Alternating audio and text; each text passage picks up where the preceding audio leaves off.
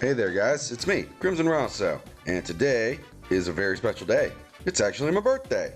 And to celebrate my birthday, I wanted to make a video where I rank the secret bosses of every Kingdom Hearts game.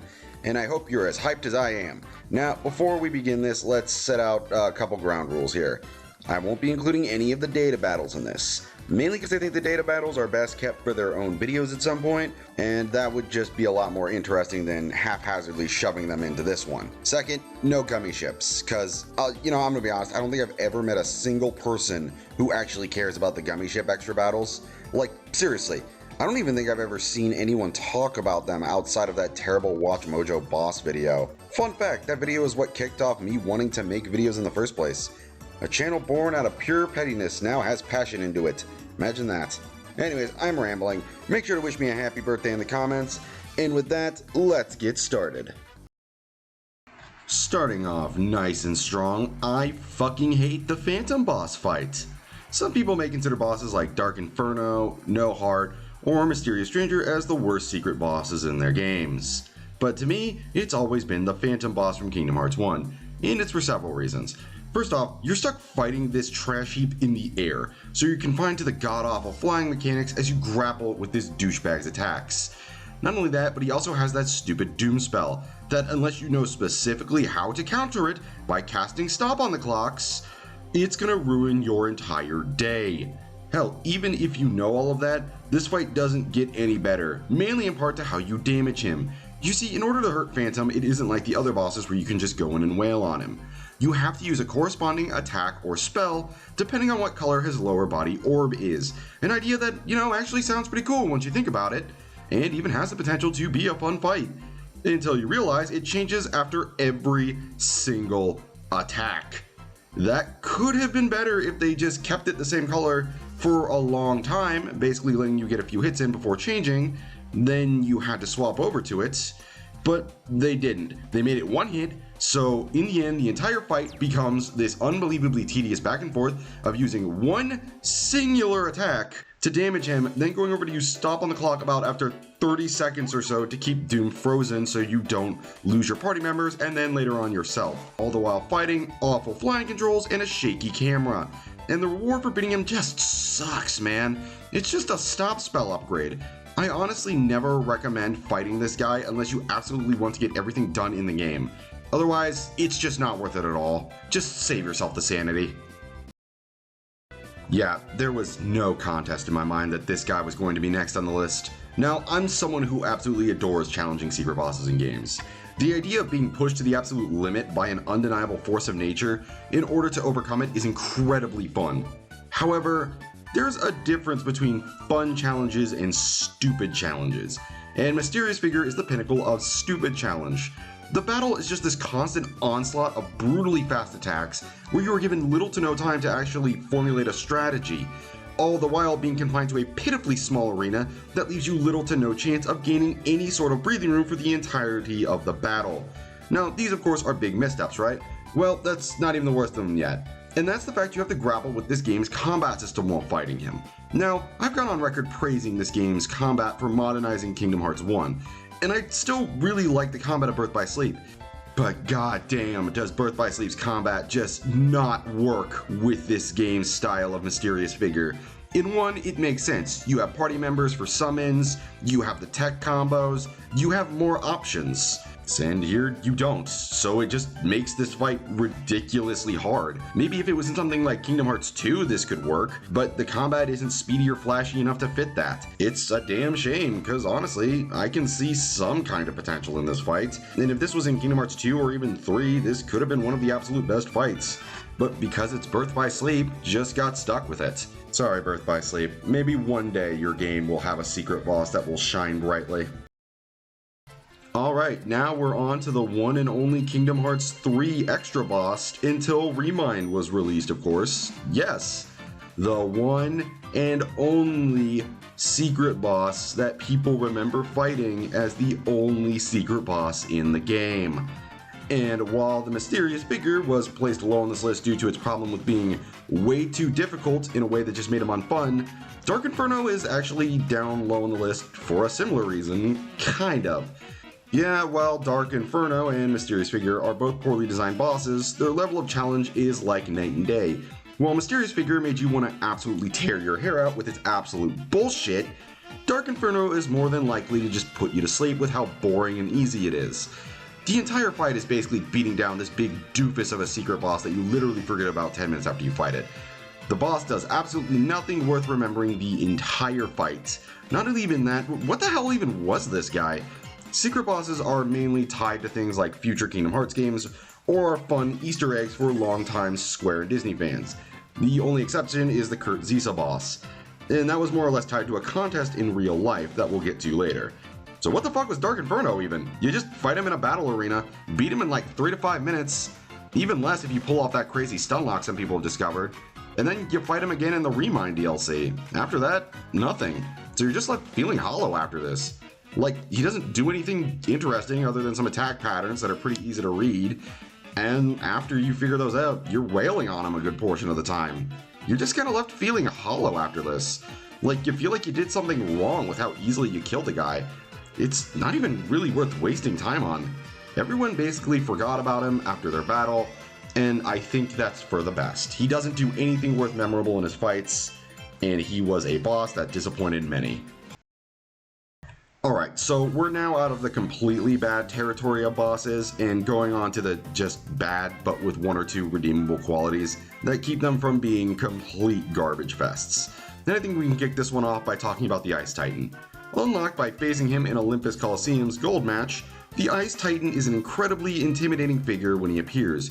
A giant, hulking mass of destruction that feels like you're about to face off with a genuinely dangerous threat.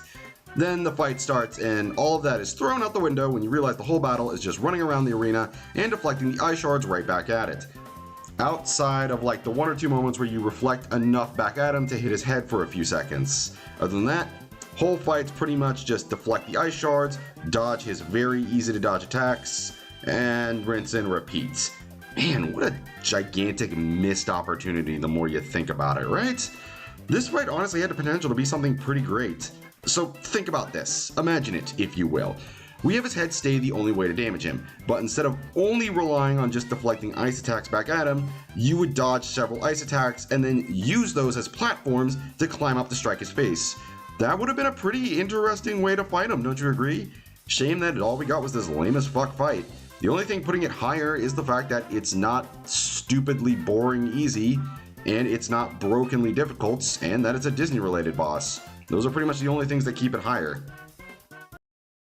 So, to be honest, I was kind of even wondering if I even wanted to include the absent silhouette battles from Kingdom Hearts 2 Final Mix in this game, but I realized not a whole lot of people include them when talking about boss fights, and I liked a good portion of them to an extent, so I figured why not. And since we're doing rankings, let's talk about the worst one, Zexion. Now, Zexion is a pretty interesting boss fight in how it wields its gimmick. A lot of the absent silhouette boss fights have this. They incorporate some pretty interesting mechanic to make the fights more interesting, and, well, they're pretty hit or miss as far as they go, for, you know, the other 90% of the battle. Vexen makes clones of Sora if he gains enough data, Lorixine creates clones of herself to bum rush you, and Marluxia gives you a pretty cool death counter to grapple with. What does Zexion have? Well, they decided to make him special and turn his gimmick into one of those most annoying concepts for a boss in the series. His book-based attacks are cool from a visual and concept point of view, but the annoying penalty of hunting down the book he hides himself in, mixed with the tedium of constantly flipping through the command board to get to the attacks or freedoms you need, just turns the fight into a chore and gets old after like the second time he does it. Which sucks, because from a concept point of view, he's actually really cool. The mechanic just falls apart in execution. Yeah, I couldn't spend much time in the worst sections part of this ranking list without bringing up Vexen's absent silhouette fight at some point. His fight in 2 is, you know, at the very least a massive step up from his Chain of Memories fight, and he's thankfully not the worst fight in the game anymore, so, you know, at least that's a victory in his favor. I'll give him that, but that's pretty much the end of my praises for him. So what makes him so bad exactly? Well, he's probably the most boring fight out of all the absent silhouettes.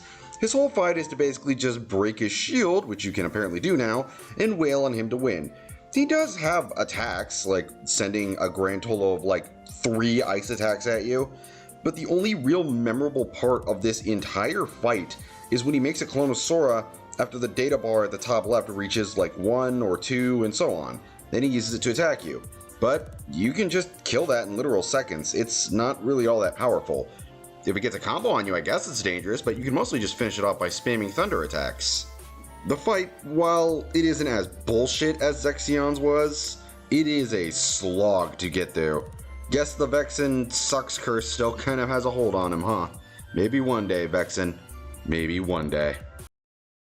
So, we finally reached the only other Disney boss in this series that was left on the list. That I remember. Who knows? And that, my dear viewers, is Julius. When I first ever came across this guy for the first ever time, I was actually blown away by his appearance. If you didn't know, Julius was an antagonist in the 1995 short Runaway Brain, and since then, he has actually had little to no releases in any other piece of media I've seen. Could be wrong about though, that's all I was able to figure out through looking up. So to see him make an appearance in Kingdom Hearts, of all things, was a wild and honestly welcome surprise. Kingdom Hearts had constantly embraced its square side of its personality so often that it was genuinely refreshing to fight a Disney-based boss again. And how is the fight, you ask? Well, it wouldn't be this low on the list if it was top tier, to be honest. The fight has good things in it. It's fast, pushes you to react well, and has a nice set of health bars. So what sucks about it? Well, for one, his moveset. While it is nice and aggressive on you, it also doesn't have much to it. About 4 moves at the most. Even at the halfway point, he gains this new lightning power, which shakes up the fight a bit, sure, but it really only gives Julius a bit more range in his attacks. And second of all, it's not really Julius's fault per se, but more on the broken combat nature of 3DS. If you've never played 3DS due to not owning a system that has it, or just don't care, it's not balanced, like at all. Most battles in the game are beaten by just spamming abilities like Balloon or Fire Burst to win pretty much every fight. And the fact that Julius's fight is just him charging at you just turns into this massive battle of just spam Balloon Go over and over until it's gone. Oh yeah, you also really can't use flow motion in this fight because the arena is this big circle that doesn't let you bounce off walls, so the game's main gimmick is just for some reason gone in this fight. You can beat him without these, certainly, but the fight is way more boring without it. So basically you're stuck choosing super easy boring battle or a super long boring battle. Take your pick, everybody.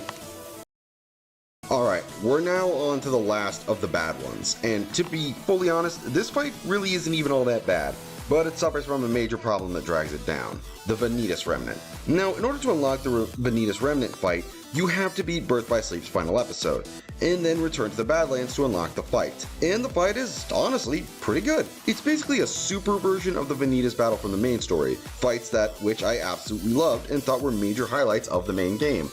And all the extra stuff they add to this battle is awesome. Stuff like summoning giant lasers, or the crazy shadow attack, or when he enters a shell of darkness and throws shadow clones at you to attack you. It's pretty dope. So what's the problem?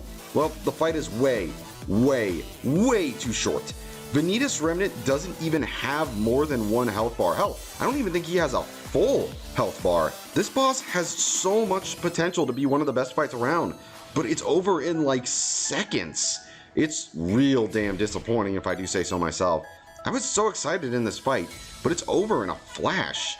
God, I just can see how awesome this fight could have been if it had health bars at the same level of something like Mysterious Figure to match it, but it's given the health bar of a basic ass unversed enemy. This has greatness to it, but it's just such a damn letdown due to its pitiful length. If they ever release a mod for this fight to make it longer, I may actually consider buying Birth by Sleep on PC to play it.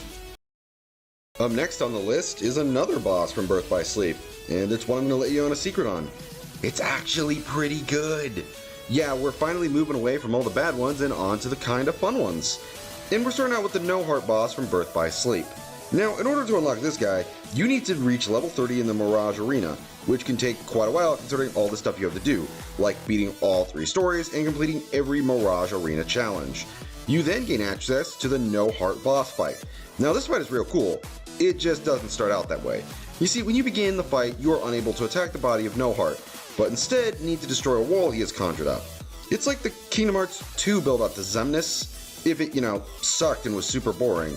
But once that's taken care of, you unlock the true final battle with him, and it is awesome. His large size does in no way encompass how fast he actually is. He's on your ass constantly throughout the fight, launching a vast amount of both long and short range attacks to fuck you up.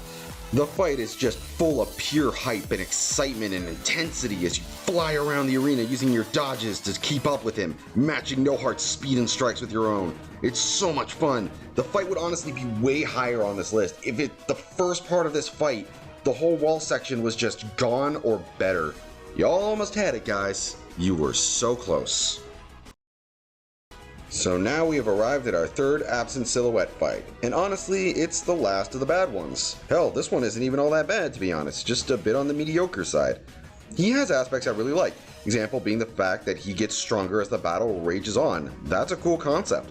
A boss getting stronger to match the aggression you've got on him can make fights interesting that way. And he's got that aggression to him that makes you stay on your toes throughout the battle. But man, oh man, that constant super armor is a massive pain to deal with after more than like a minute of combat. Thankfully, you can cancel out the said super armor he gains by blocking, so it's not a horrible addition, only if you're too lazy to master it. What is horrid is just how long some of these attacks go on for. He has several cinematic attacks he can hit you with that are cool at first, but after seeing them more than like twice, you're just kind of done with them by then. I feel like these would be a little better if you had reaction commands to counter or lower the damage to them, but you kinda don't, you just gotta sit there and watch them. I don't mind a difficult boss, I actually adore those, but I do mind when we have to see the same goddamn animation over and over again. Again, he's not a bad fight, but one that's held back by some pretty big faults. In fact, I wonder if those animation attacks were originally meant to be reaction commands. If so, that certainly would have made the fight better. Kinda wish they would have included those if that was the case. Alright, now we're on to the last of the Birth by Sleep secret bosses, and that's the Ericus armor fight in the Mirage Arena. Yeah, there are actually 2 secret bosses tied to the Mirage Arena. Who knew? I did, that's why I put it in this list. And this one is actually reached by completing tasks similar to the No Heart boss fight. The guy we mentioned a few spaces back. Remember him? Big armor, stupid wall thing, kept him from being higher up. Good times, good times. But main difference here is he's reached by hitting your Mirage Arena level of 28 instead of 30. And honestly, the fight is actually pretty good. It's similar to the Vanitas Remnant battle, only this time with an actual amount of fucking health bars attached to him. You know, like, they cared to give this guy good health bars, but with Venus Remnant, nah, fuck him. And as someone who actually really liked the Ericus boss, it was great to get its own evolved version of the battle. The more I see it, the more I wish this was the kind of treatment Vanitas Remnant got. A challenging extra boss that takes a great fight and evolves upon it in both depth and skill, with a nice, even health bar to match. My only major criticism of this fight is that for some reason they stick you in the Land of Departure arena, you know, the one where they stick you with the mysterious figure. Other than that, it's a pretty damn solid boss fight that I struggle to think of many other faults for. If you couldn't tell, we're finally reaching the sections where there's actual good, so get ready for some true hype. So if you've been following me for a while, I'm pretty sure you all know that I have some pretty mixed feelings about the 0.2 game for the PS4. I like the story it tells, and the gameplay is pretty fun if a bit basic, but it's very obvious this game is meant to function as a tech demo for Kingdom Hearts 3. Very noticeable when you actually play 3 and realize it plays almost exactly like it. So imagine my surprise when I learned this game actually had a secret boss in it. Well, more 3 secret bosses. But for a bit of time saving and the fact that there's little to no changes in these fights, I'm just gonna tie them all together for this one and put them all in one spot. So this boss, or bosses, is unlocked by beating the main story of Fragmentary Passage and unlocking its New Game Plus. Then you have to search the entire map of the game in order to find the Zodiac marks to unlock the Mirror Challenge. In there, you fight a boss rush style gauntlet of all the bosses you fought before, along with a Heartless Horde or 2 mixed in. So what makes these fights special? Well, if I'm being honest, nothing. Yeah, the fights are a lot harder, sure, but other than that, these are all just basically the main game's bosses, just a lot harder. They're good tests of skill for sure. They're all well designed, certainly. I do enjoy all of them, but the only real thing is that they're harder. They're good tests of skill, but they do feel satisfying to defeat, but there's little to no difference to the fights in terms of combat.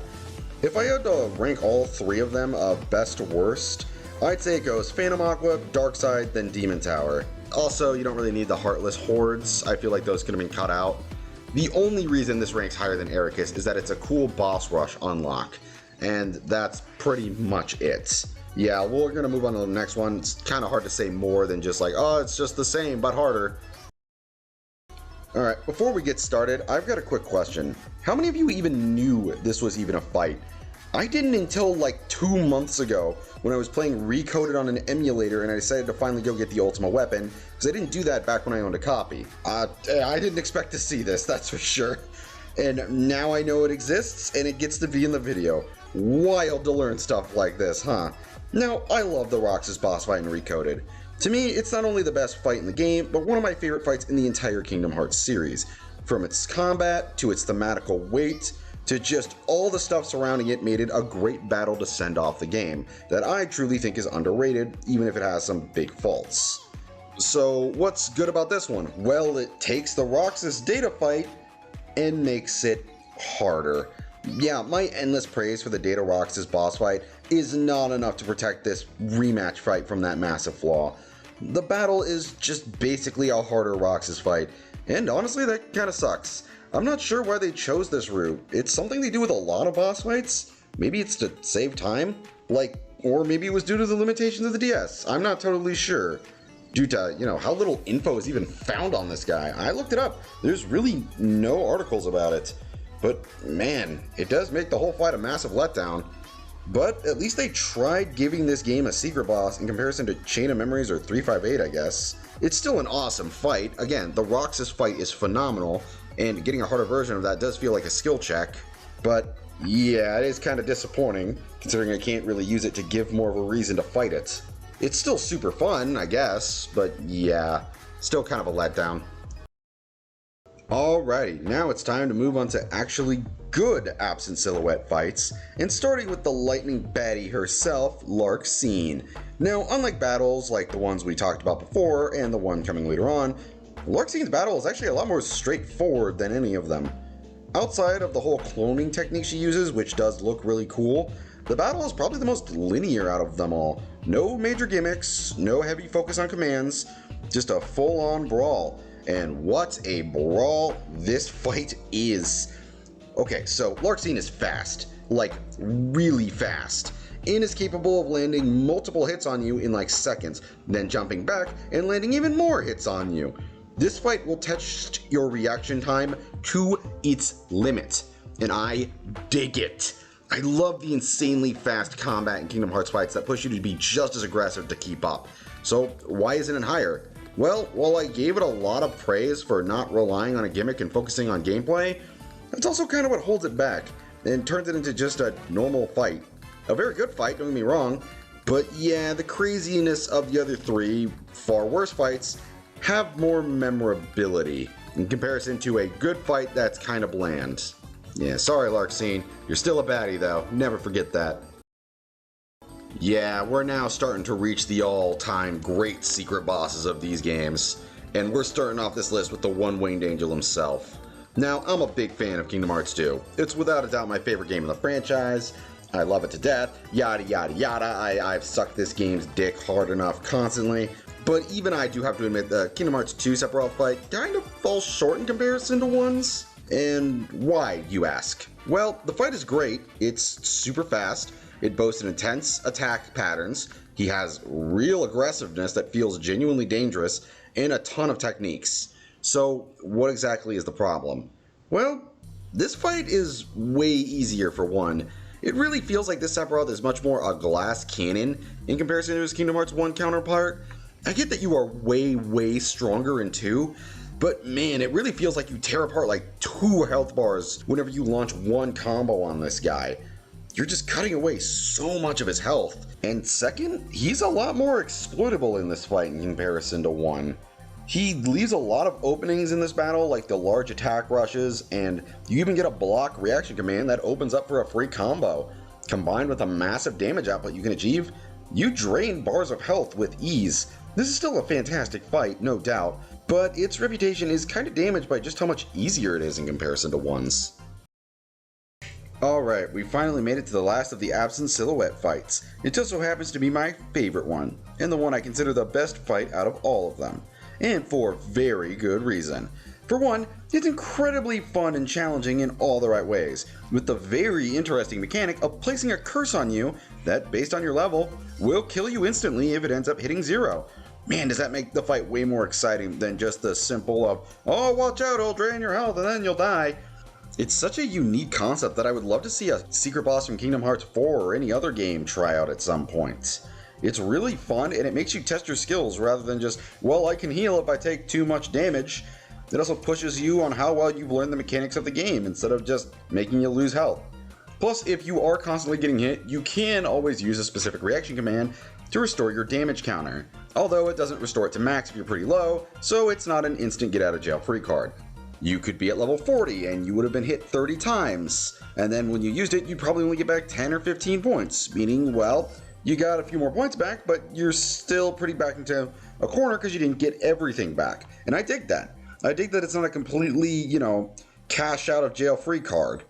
And it never feels unfair if you fight them on a low level either, due to how well you are at dodging at this point. Not only that, the arena and combat are also very well done. The fight is very well made, mixing a good amount of attack variety and aggressive behavior that never feels broken in any way. The only problem I have with the battle is that I think Marluxia kinda has one health bar too many, and makes the fight drag on a bit longer than needed. Still fantastic, just not perfect. Alright, we've now hit the better of the two Sephiroth fights. This battle was infamous among many Kingdom Hearts fans for when it dropped for not only being a crossover secret boss, but being a crossover boss with the motherfucking Sephiroth main man himself. One of the most iconic villains in gaming history, and it's only improved upon by just how rock solid this whole boss fight even is. Sephiroth throws a lot at you in this fight, from meteors to various sword swipes, and even a crazy teleporting attack here and there. And if you thought you could just go in and wail on him, that's where you're wrong, due to his crazy defensive flame attack he employs to knock you away if you just get a little bit too cocky there. It's a great way to punish any reckless gameplay who just want to charge in and wail on him without any consequences of counter damage. Honestly, I don't have a huge amount of complaints for this fight. It's just a real solid boss fight all in all. I guess my only complaint is due to the health, and the fact that it looks like it isn't even going down until you land enough hits. It's just a weird design choice considering no other boss does this in the game, so you might think you're doing something wrong if you don't notice this at first. But once you do, it's not really an issue. So, interesting fact about this pick. I used to think pretty lowly about this fight. I had always thought that it was just way too difficult for what they put in the game, like a pathetic scrub. But after playing Kingdom Hearts Wonder and its Platinum, it's become one of my favorite boss fights in the series. It's still stupidly fucking hard, don't get the wrong idea, but what changed my mind on liking it? Well, because it's a fantastic way of testing your skills by pushing you to your absolute limit. Look, this fight is hard. Like, really hard. It's brutal, throws attack after attack at you, and punishes you harshly for playing stupid. And that level of challenge brutality is probably going to push some people away. Hell, it pushed me away when I fought him on the PS3. But once I got the game on my PS4, I gave it another shot. And this time, I fell in love with it. Why? Because I played this fight right. I didn't just rely on attacking and healing. I used everything in my arsenal to fight him. I utilized Aeroga to lower the damage to keep up in battle from his crazy onslaught. I mastered tech point counters to parry his attacks, to land a couple extra hits. I used summons to give me an even playing field when I was struggling.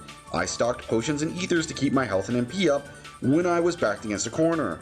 So on and so forth. You get the point.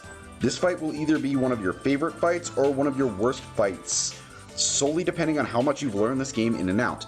And as a result of me learning all I could, I adored it, and I genuinely hope everyone does as well one day. Alright, this may be a bit of a controversial pick, but hear me out here. This fight is such an amazing and underrated fight, I don't see a whole lot of people give it enough praise, so I'm going to do that. Unlocked by taking the magic carpet to an area in the desert, and then it appearing before you in one of the best entrances in the series. After that, the battle begins. The boss is very interesting in comparison to other boss fights and how you face him. You see, Kurtzisa creates a shield around himself that protects him from physical attacks, and you have to use magic in order to destroy it. It's a great way to force people who solely depended on attacking with the Keyblade like I did as a kid to start using magic in combat. I love it. It forces you to not just rely on slapping him with your weapon. Plus, he's on your ass quite a bit in this fight, so there's not a whole lot of downtime in the battle. But these reasons alone don't really seem like a valid enough reason, right? So why is he up so high?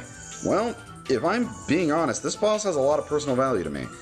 This secret boss right here was the first ever boss I was able to completely figure out its mechanic and defeat all by myself as a kid. I used to need my brother or my friends to help me beat bosses through tips or taking over. And when I beat Kurt Zisa by not ever asking for help or calling a friend for any advice, I felt like I had truly improved as my gaming skills. I felt like I could actually win fights without relying on someone else to save the day. So to some, he's not a great fight. To me, he's a great fight that truly made me feel like I had improved as a gamer. Alright, on to one of our last fights on the list, and it's easily one of the most iconic and best fights in the series, at least to me. The Lingering Will boss fight. The Lingering Will boss is an iconic boss fight among Kingdom Hearts fans, maybe even more so than Sephiroth, for technically being one of the only boss fights we couldn't fight until Americans in the West got ourselves a PS3, or we sailed the 7 seas, as I will say lightly. And this boss became beloved for a very good reason. Unlocked by beating the main story of Kingdom Hearts 2, you must head to Disney Castle and discover this strange swirling vortex of darkness now in Mickey's throne room. Why is it here? I don't know. Maybe Mickey has a few secrets of his own he doesn't want us to know about. Once you enter there, after an interesting cutscene, you fight him. Then the fight is fucking wild, dude. Okay, so the battle takes place in this giant arena based off the Keyblade graveyard from Birth by Sleep, and every second of this fight is an adrenaline-pumping thrill ride. He's quick, he has crazy motorcycle attacks, laser shots from a giant gun, long combos that drain your health, crazy abilities that can paralyze your freaking command deck. It's nuts, he's got so much stuff, and with a crazy large health bar to boot. But at the same time, he also feels incredibly fair. There was never a moment in this fight where I stopped and thought that he sucked. He's incredibly well made for expert players to finally have their ultimate challenge. But he's not the best. That's reserved for the next boss fight.